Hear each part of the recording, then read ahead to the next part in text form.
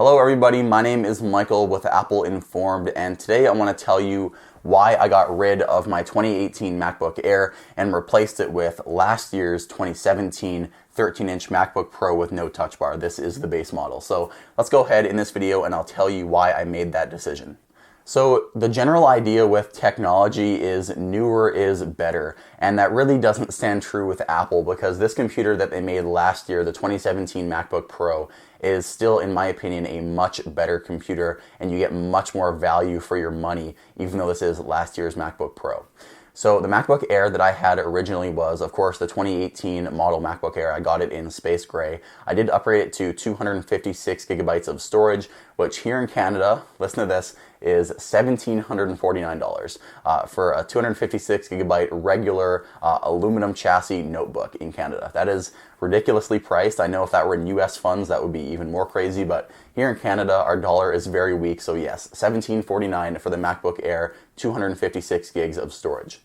Also here in Canada, $1,729 is the price of this MacBook, the baseline 13-inch MacBook Pro from 2017.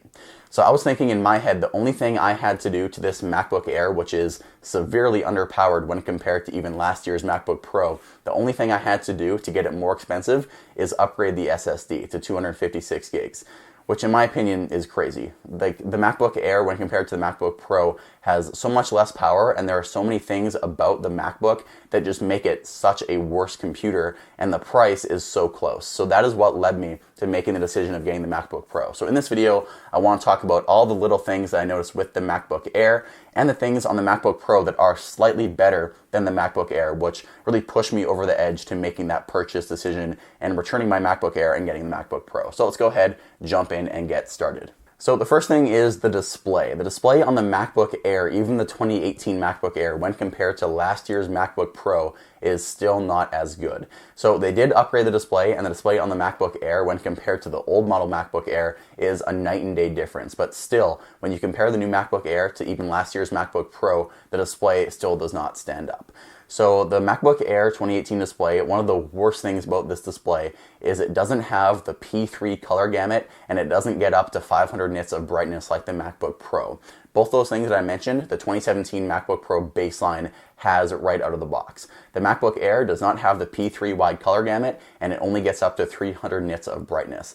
The one thing you're going to notice day to day is the brightness is very low, and along with that low brightness, the colors are just a lot more dull when compared to how beautiful the colors are on this wide color gamut display on the MacBook Pro.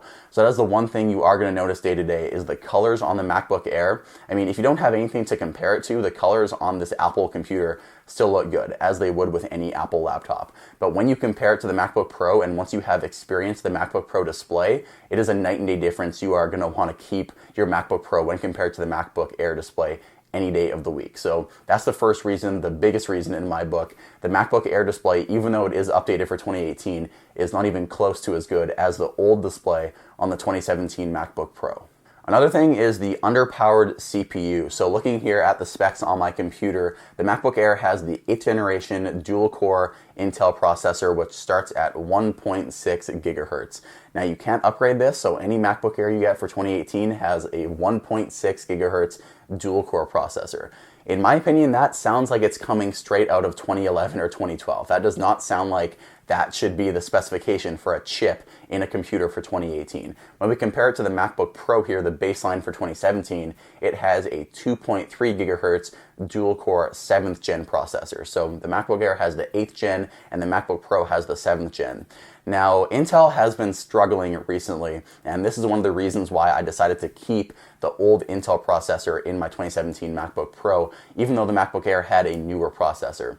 So Intel has been having a lot of problems recently. They've been having trouble innovating, and when you compare that to Apple's in-house chip team, it is really making Intel look sad, but nevertheless, Intel has been having a lot of trouble with their new chips year over year. So when they went from their 6th gen chip to their 7th gen chip, and then the 7th gen to the 8th gen, there was hardly any performance improvements, which is why the 7th gen chip is still very popular in computers nowadays. It's why Apple is still selling the MacBook Pro 2017, and it is still considered a fast computer, because the 8th gen chip is very similar in speed to last year's 7th generation dual-core processor from Intel.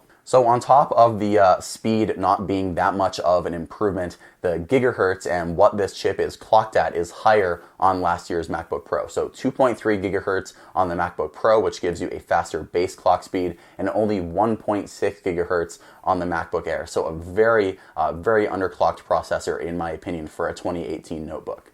In my opinion, the only thing that might be a little bit faster is 4K video encoding when you are editing video, for example, in Final Cut Pro. The MacBook Air has Intel UHD graphics 617, and that means it is actually designed to handle 4K video a little bit better than the MacBook Pro. So the MacBook Pro 2017 13-inch has Intel Iris Plus graphics 640, and it might not be as good at handling 4K video, but with the higher clock speed, it might be pretty much the same when exporting 4K video, if not a little bit faster. So the MacBook Air has a bit better graphics, but compared to the MacBook Pro, which has a faster CPU, I think the faster CPU is going to still beat even the better graphics in the MacBook Air when it comes to exporting 4K video. One more small thing is the speakers on the 13-inch MacBook Pro without a touch bar are still much better than the new 2018 MacBook Air. I don't know what Apple did, but for some reason, the speakers in the MacBook Pro are light years better than the MacBook Air speakers. I think they did this because the MacBook Air has a tapered design where it gets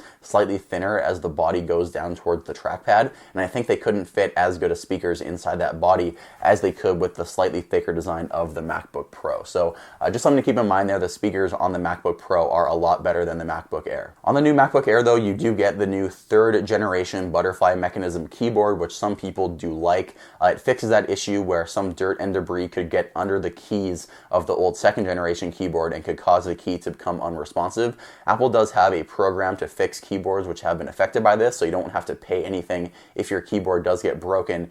But in my opinion, the new 3rd generation keyboard is not as good as the 2nd gen keyboard. I think this 2nd gen keyboard on the MacBook Pro is the best implementation of the butterfly mechanism we've ever had on a computer. I like how clicky they are. I know some people don't like that they're a clacky key when you click them, but in my opinion, I really like the 2nd generation keyboard on the old 2017 MacBook Pro. In the 2018 MacBook Air, they felt kind of mushy in my opinion, and I know that's kind of weird to say on a key that has such little travel when you press it, but it felt mushy. It had more of a deep sound when you click it. I really like the high-pitched clacky sound of the 2017 MacBook Pro keyboard.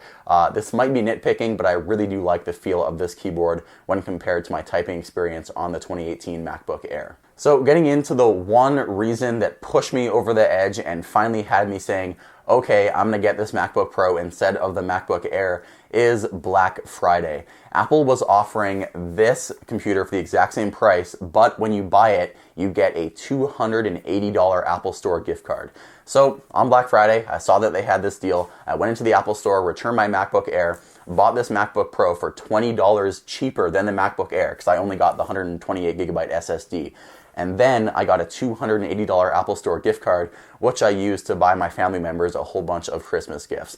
So that was awesome for me. I got a faster computer, and the only thing that I downgraded to, in my opinion, was the lower tier SSD. And to fix that, I just got a 2 terabyte Western Digital hard drive that sits on my desk here, and I use it when I video edit. So I can't really video edit that much 4K video when I'm on the go because the SSD inside this thing is pretty small, but that's a very small setback for the deal I got on this computer. I spent $20 less than the MacBook Air, which had the 256 gig SSD, and I get all the things that I like: the better screen, the better speakers, the better keyboard, and it's just a much better computer overall, in my opinion. I get the much faster Intel processor. It's a full power processor compared to the very underpowered processor on the MacBook Air, and really it is just a great computer in my opinion. This is the best value Mac, in my opinion, you can get in 2018 right now from Apple. So if you want me to make a video on the best value MacBook that you can buy in 2018, I could also make that, so tell me in the comments down below.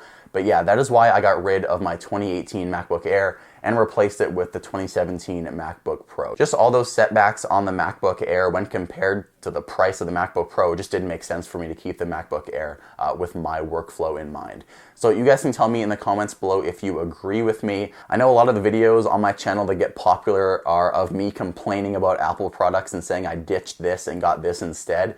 I can't make up my mind. I bought the MacBook Air because I thought it would be a well-rounded computer, but but after using it, I decided the 2017 MacBook Pro was going to be a better route for me to take. So I know I'm ditching a lot of Apple products and trying out different things, but really I'm happy with this MacBook Pro, and I think I'll keep it for the next few years. So you guys can tell me what you think about this in the comments down below. If you think I'm a complete idiot for getting rid of that MacBook Air, tell me also. Smash that like button. Thank you so much for watching. My name is Michael with Apple Informed, and I'll see you in the next video.